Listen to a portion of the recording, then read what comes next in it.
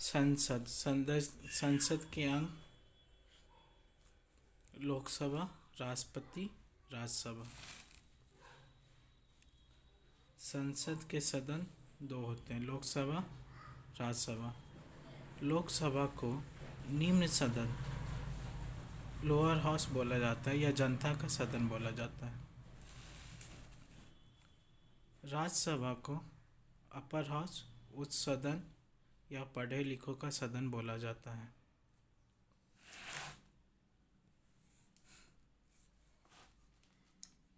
संसद केंद्र का विधायी अंग।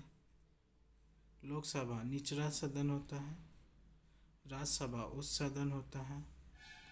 हाउस ऑफ कॉमन्स ब्रिटेन में लोअर हाउस होता है।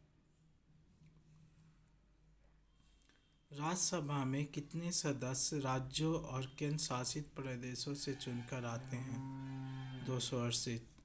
राज्यसभा में कितने सदस्य राज्यों और केंद्र शासित प्रदेश से चुनकर आते हैं? 238।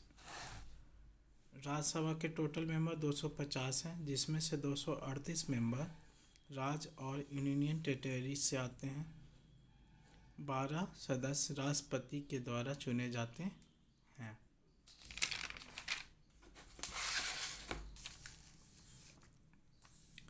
लोकसभा में अधिकतम सदस्य संख्या 552 हो सकती है। सिर्फ दिल्ली एवं पुदुचेरी के सदस्य ही राज्यसभा में चुनकर आते हैं। 61वें संविधान संशोधन के द्वारा मत देने की आयु सीमा 21 वर्ष से घटाकर 18 वर्ष कर दिया गया था। लोकसभा अध्यक्ष को कोई भी शपथ नहीं लेनी पड़ती है। कोई व्यक्ति संसद का सदस्य नहीं बन सकता यदि चुनाव में भ्रष्ट आचरण के तहत दोषी करार दिया गया हो, दिवालिया घोषित कर दिया गया हो, चुनाव खर्च का ब्यौरा समय पर देने में विफल रहा हो। कोरम पूरा होने के लिए लोकसभा में 55 सदस्य और राज्यसभा में 25 सदस्य होने चाहिए। लोकसभा में पद धारण करने की न्यूनतम आयु 25 वर्ष होती है। राज्यसभा में पद धारण करने की न्यूनतम आयु 30 वर्ष होती है। राष्ट्रपति और उपराष्ट्रपति को पद धारण करने की न्यूनतम आयु 35 वर्ष होती है। सरकार के खिलाफ अविश्वास प्रस्ताव पेश किया जा सकता है कब? लोकसभा में 6 महीने के गैप पर आता है। अगर यह प्रस्ताव पास हो जाए तो सरकार गिर जाएगी।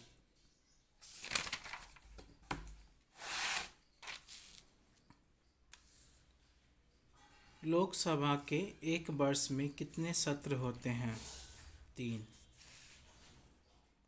बजट को किस रूप में भी जाना जाता है? वार्षिक वित्तीय विवरण। बजट शब्द संविधान में नहीं होता, बल्कि वार्षिक वित्तीय विवरण होता है। यह कौन तय करता है कि कोई विधेयक धन विधेयक है या नहीं? लोकसभा अध्यक्ष। मनी बिल, जिसको बोलते धन विधेयक, लोकसभा अध्यक्ष तय करता है। मनी बिल, इस पे राज्यसभा को मात्र 14 दिन तक पावर दी गई है। भारत सरकार की संघीय संरचना प्रदान करती है त्रिस्तरीय प्रणाली। केंद्र सरकार, राज्य सरकार, क्षेत्रीय सरकार, यह त्रिस्तरीय प्रणाली होती है। लोकसभा के पिता के रूप में किसे जाना जाता है? जीवी मावलंकर। भारत सरकार का संवैधानिक अध्यक्ष कौन होता है? राष्ट्रपति। एग्जीक्यूटिव के हेड भी होते हैं आर्टिकल 53 के तहत राष्ट्रपति।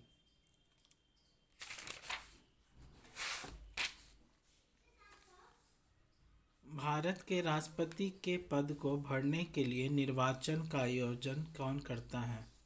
भारत का निर्वाचन आयोग। Election commission of India Bharat का निर्वाचन आयोग। लोकसभा, राज्यसभा, विधानसभा, विधान परिषद, राष्ट्रपति, उपराष्ट्रपति, इन सभी का election commission of India Bharat का निर्वाचन आयोग करवाता है। भारत के राष्ट्रपति का निर्वाचन करने के लिए निर्वाचक मंडल में कौन शामिल होता है? लोकसभा, राज्यसभा तथा सभी राज्यों की विधानसभाओं के निर्वाचित सदस्य।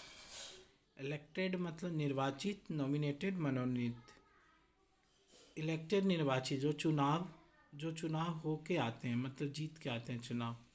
नॉमिनेटेड जिनको नियुक्त किया जाता है। लोकसभा, राज्यसभा, विधानसभा, दिल्ली और पांडिचेरी, इन सभी के केवल इलेक्टेड मेंबर हिस्सा लेते हैं राष्ट्रपति के चुनाव में। इन सभी को बोला जाता है, इसको बोलते हैं निर्वाचक मंडल।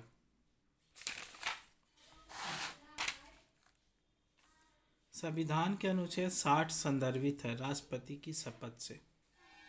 भारत के राष्ट्रपति का चुनाव अनुच्छेद 54 से संबंधित है। राष्ट्रपति पर महाभियोग अनुच्छेद 61 से संबंधित है। राष्ट्रपति को पद की शपथ कौन दिलाता है? भारत का मुख्य न्यायाधीश, चीफ जस्टिस ऑफ इंडिया। त्यागपत्र, राष्ट्रपति किसको त्यागपत्र देता है? उपराष्ट्रपति को। और उपराष्ट्रपति किसको त्यागपत्र देता है? राष्ट्रपति को।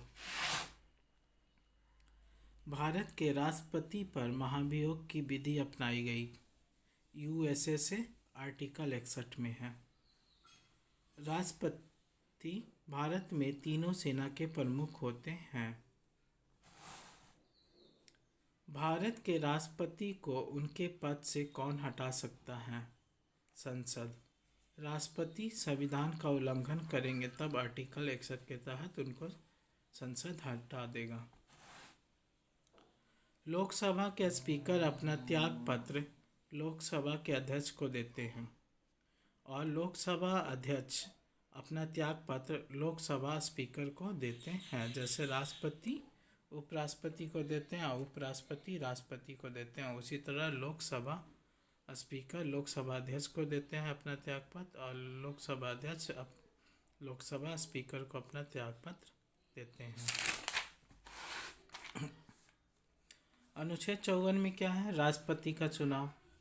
अनुच्छेद 55 में क्या है? राष्ट्रपति चुनाव का तरीका। अनुच्छेद 61 में क्या है? राष्ट्रपति पर महाभियोग की प्रक्रिया। अनुच्छेद 123 में क्या है? राष्ट्रपति के अध्यादेश लगाने की शक्ति। राष्ट्रपति का अध्यादेश लागू रहता है 6 माह प्लस 6 सप्ताह, मतलब जब भारत के राष्ट्रपति के महाभियोग की प्रक्रिया अर्ध न्यायिक प्रक्रिया है। भारत के राष्ट्रपति के महाभियोग की प्रक्रिया अर्ध न्यायिक प्रक्रिया है।